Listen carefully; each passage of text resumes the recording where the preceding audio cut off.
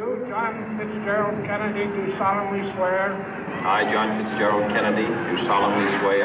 That you will faithfully execute the office of President of the United States. That I will faithfully execute the office of President of the United States. And will, to the best of your ability. And will, to the best of my ability. Preserve, protect, and defend the Constitution of the United States. Preserve, protect, and defend the Constitution of the United States. So help you God. So help me God.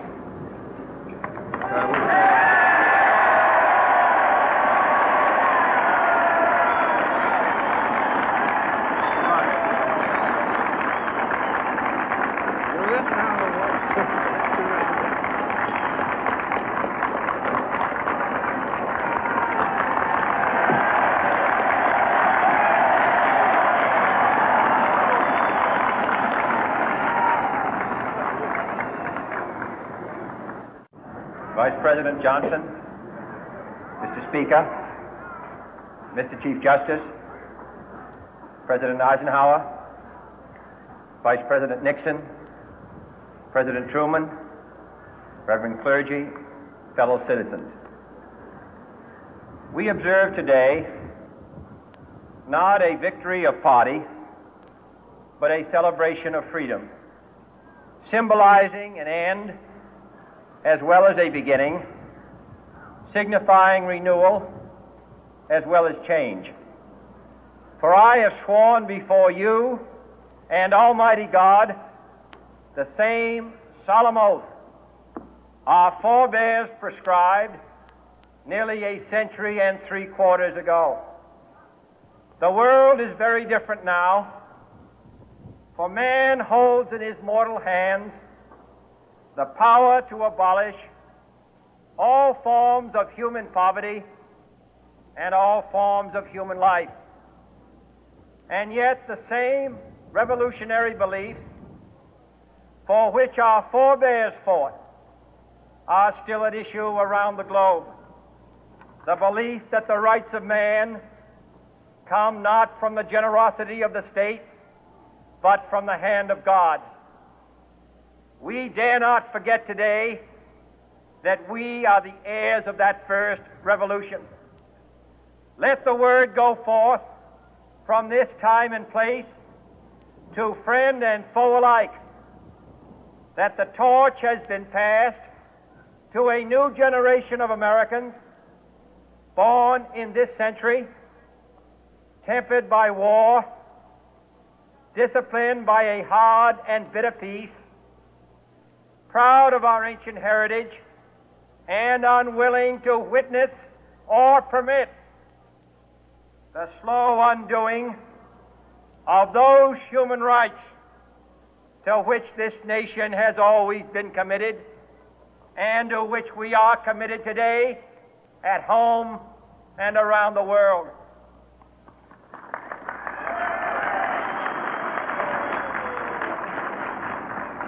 Let every nation know, whether it wishes us well or ill, that we shall pay any price, bear any burden, meet any hardship, support any friend, oppose any foe to assure the survival and the success of liberty.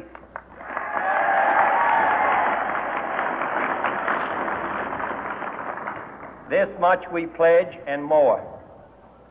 To those old allies whose cultural and spiritual origins we share, we pledge the loyalty of faithful friends. United, there is little we cannot do in a host of cooperative ventures. Divided, there is little we can do, for we dare not meet a powerful challenge at odds and split asunder. To those new states whom we welcome to the ranks of the free, we pledge our word that one form of colonial control shall not have passed away merely to be replaced by a far more iron tyranny. We shall not always expect to find them supporting our view, but we shall always hope to find them strongly supporting their own freedom, and to remember that in the past, those who foolishly sought power by riding the back of the tiger ended up inside.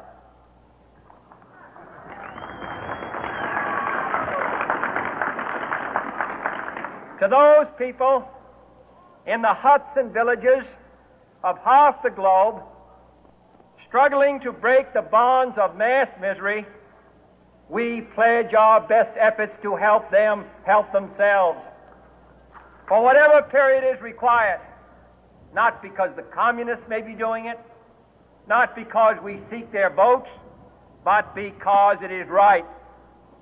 If a free society cannot help the many who are poor, it cannot save the few who are rich.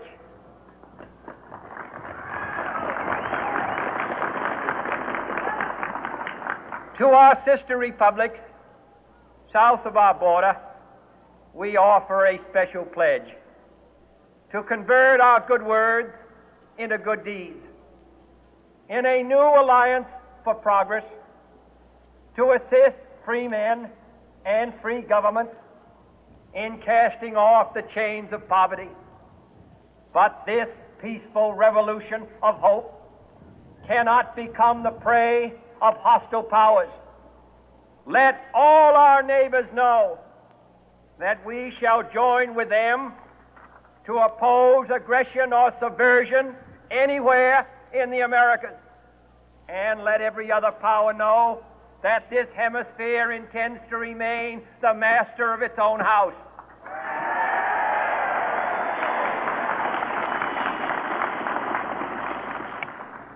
To that World Assembly of Sovereign States, the United Nations, our last best hope, in an age where the instruments of war have far outpaced the instruments of peace, we renew our pledge of support to prevent it from becoming merely a forum for invective, to strengthen its shield of the new and the weak, and to enlarge the area in which its writ may run. Finally, to those nations who would make themselves our adversary, we offer not a pledge, but a request that both sides begin anew the quest for peace. Before the dark powers of destruction, unleashed by science, engulf all humanity in planned or accidental self-destruction, we dare not tempt them with weakness, for only when our arms are sufficient beyond doubt can we be certain beyond doubt that they will never be employed.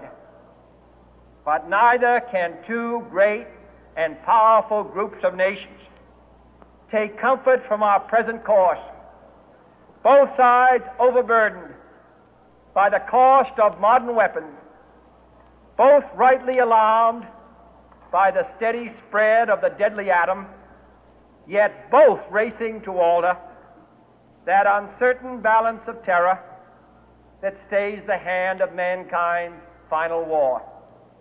So let us begin anew, remembering on both sides that civility is not a sign of weakness, and sincerity is always subject to proof. Let us never negotiate out of fear, but let us never fear to negotiate.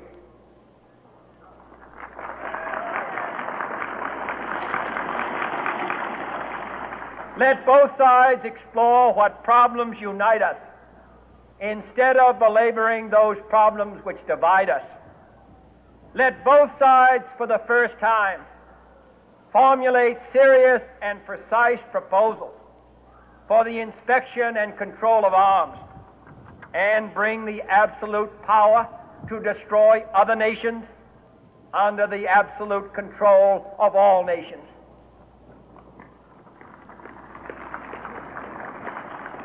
Let both sides seek to invoke the wonders of science instead of its terrors.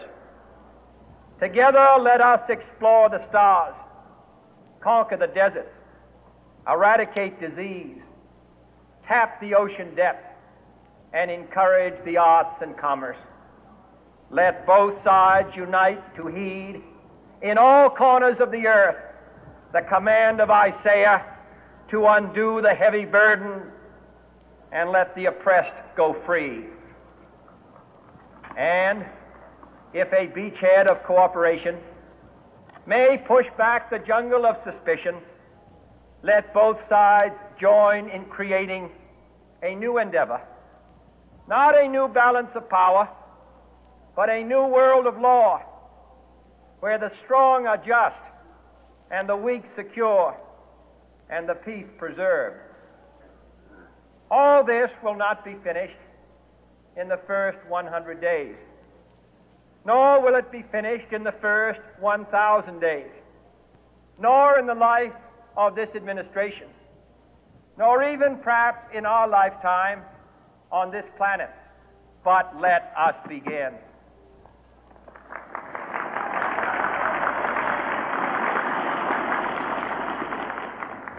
In your hands, my fellow citizens, more than mine, will rest the final success or failure of our course. Since this country was founded, each generation of Americans has been summoned to give testimony to its national loyalty. The graves of young Americans who answered the call to service surround the globe. Now the trumpet summons us again, not as a call to bear arms, though arms we need, not as a call to battle, though in battle we are, but a call to bear the burden of a long twilight struggle, year in and year out, rejoicing in hope, patient in tribulation,